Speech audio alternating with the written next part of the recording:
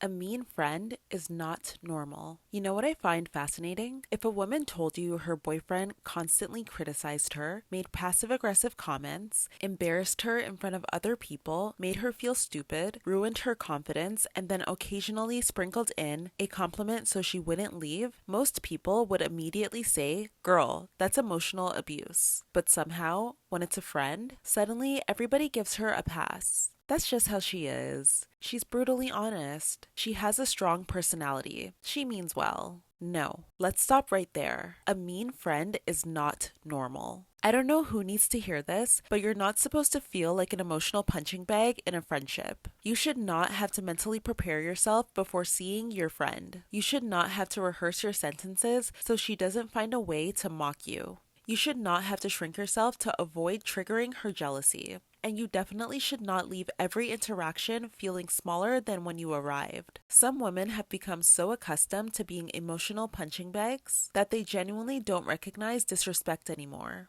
They think criticism is honesty. They think humiliation is a joke. And they think loyalty means tolerating things that should have ended the friendship years ago. One of the biggest scams women have been sold is the idea that being a good friend means having an endless tolerance for bad behavior. That is complete BS. Being a good friend and being a human doormat are not the same thing. And some of you are calling somebody your best friend when she's actually your biggest hater with VIP access. I know that's harsh, but let's be honest here. Why is it that the hater friend always has something negative to say when you're excited? You get a promotion. She finds the problem. You start a business. She finds the flaw. You reach your body goals. She finds something else to criticize. You meet somebody you're excited about. She suddenly becomes a detective looking for reasons it'll fail. Nothing is ever celebrated. Everything is evaluated, questioned, and minimized. And because she occasionally supports you, you convince yourself that she's actually a good friend. But I have a question. Why does her support feel like a reward you have to earn?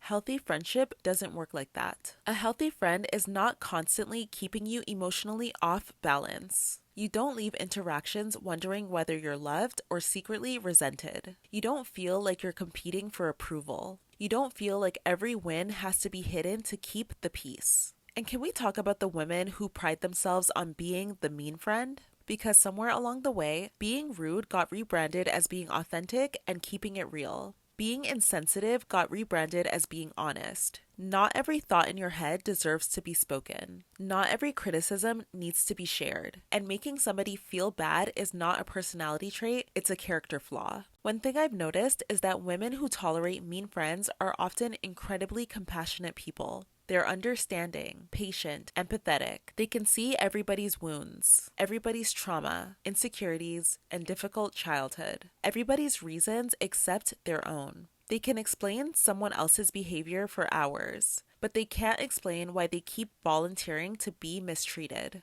At some point, compassion without boundaries becomes self abandonment. But a lot of women are scared of that conversation because it feels noble to stay. It feels kind to understand, and it feels mature to forgive. But sometimes you're not being mature. Sometimes you're just scared to leave. Scared of being alone, scared of being seen as difficult, scared of being the villain in somebody else's story. So you keep accepting things that your future self will eventually look back on and say, "Why did I tolerate that?"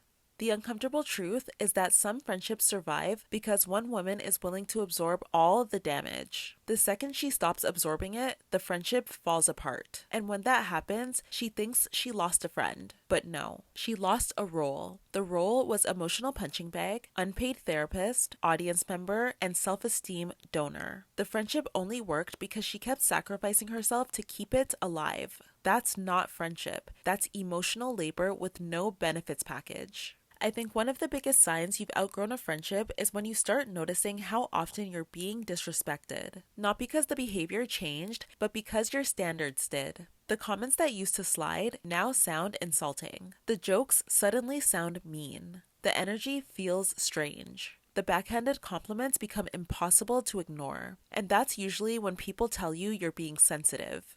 Interesting.